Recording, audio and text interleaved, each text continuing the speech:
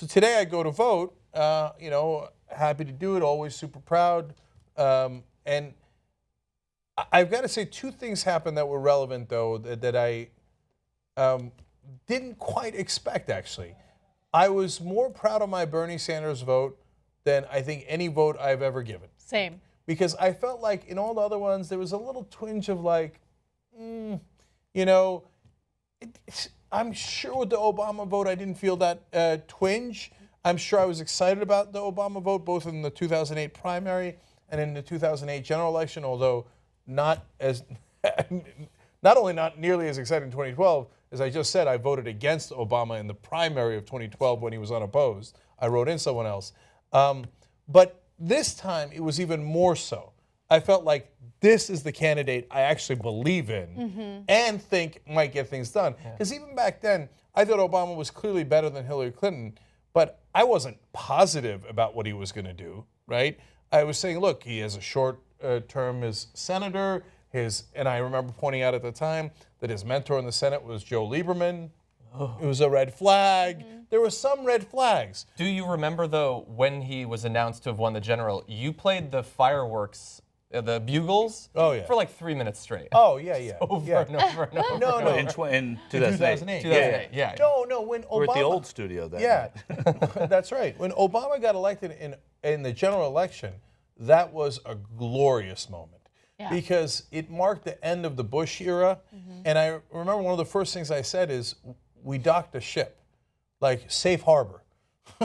And it was more of an ending of that of that era. But I was hopeful about Obama. I wasn't positive about Obama, but I was definitely hopeful. It was more believable in that he would say things that I agreed with, but were clearly hurting him in that the establishment was more aggressive in going after him after he would say those things. You see what I'm saying? Yeah. Like, I don't remember. Because if you were making a political calculation, you wouldn't have said that. That's right. That's right. And I don't know if I'm remembering this incorrectly, but I don't remember, the DNC going after Obama as aggressively as they have with Bernie. I don't remember that either. No, they didn't go after him as well. I mean, here's the thing. The leadership was slightly different. Yeah, the leadership of the party was different. So the posture of those people were different. And I think that nobody thought for a while that Obama was going to do anything, especially after New Hampshire. So there was this relief that they had after New Hampshire. Then all of a sudden it started back up again, and then they realized, hey, this is a real thing that we have to deal with now. But the leadership was different. And I think that also there wasn't the experience of that, and the leadership, the people that really do like Hillary Clinton, who are within the party, feel like they let her down last time. So this time they were sort of re-energized to do it differently, and it didn't always work out as well. And so my theory on that is that they're both establishment, and the establishment knew it. Like, we were hopeful, but the establishment knew. No, I disagree with that. I really do. I don't think that there was no wink and a nod about Barack Obama. There was not. No, this is what I call the invisible hand of the establishment, like the invisible hand of the market that Adam Smith talks about. Like, somehow they knew something we didn't know. When it comes to Bernie Sanders, everyone in the establishment was like, red flag, red flag, red flag, right? With Obama, there were, from the establishment point of view, not many red flags. There was nobody was like, it can't be Obama. So the other reason that I was proud of the vote today is, not proud, but that it was a little different experience for me, is that for the first time I had to say, yes, I'm a Democrat. And Bernie Sanders made me say that, and partly the Democratic Party made me say that. So let me explain. So when I was younger, I was a Republican. I was a registered Republican, right? Then I left the Republican Party and was proud to be an independent. So you got to earn my vote. I wasn't on Team Democrat or Team Republican as a matter of family or lineage or culture, right?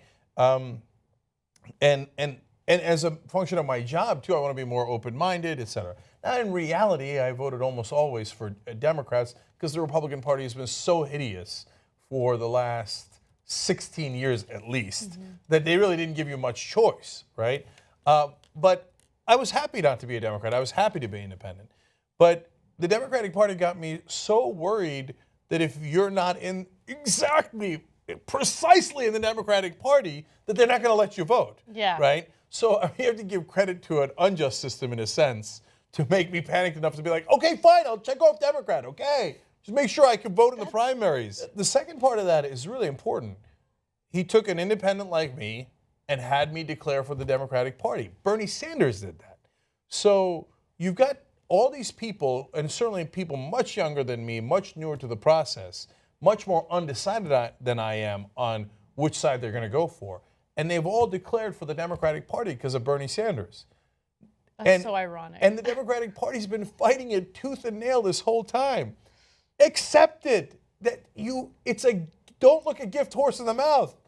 It's not a Trojan horse, it's a gift horse. Well, take it. Don't you think they were fighting open primaries, not fighting the registration? I think think this is by design to an extent. No, they liked that you had to register as a Democrat. Yeah. That's why I said, ironically, I give them credit for the unjust system, right? Exactly. Okay, I but, misunderstood. Yeah, but they've been fighting the Sanders movement. I mean, at every turn, the DNC has said, "Oh, put the debates at the time that they're least likely to watch. Close down the polling." I mean, Saturday, December 19th. That was the most beautiful Democratic debate. I mean, preposterous, and everybody knows it. It was Nobody so was obvious. at a Christmas party that night. Yeah, it was so obvious that they didn't even bother denying it a lot of times. And so, and you had Rhode Island close more than 2/3 of their polling stations. You had Puerto Rico close more than 2/3 of their polling stations. Wisconsin, Arizona, New York, with the voter purges and the limited number of polls that were open. You're supposed to encourage your side to vote more. You don't want to disenfranchise the people who are excited to vote within your party. Yeah. But the party did do that throughout the process.